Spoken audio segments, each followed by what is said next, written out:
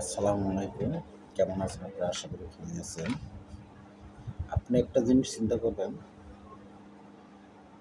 এই যুগে অসৎ পয়সা, অসৎ পথে চইল্যা দেখেন তো কেউ সুস্থ আছে নাকি? সবই অসুস্থ। কেউ সুস্থ ছিল, সেও অসুস্থ। কারণ আপনি সৎ পয়সা ইনকাম করেন নাই। আপনি ভালো পথে চলেন নাই। আপনি মানুষের হক মাইরে আপনি বড়লোক হয়েছেন।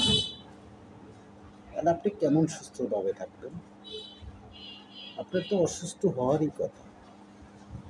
তাই আমরা যে নিরীহ মানুষ,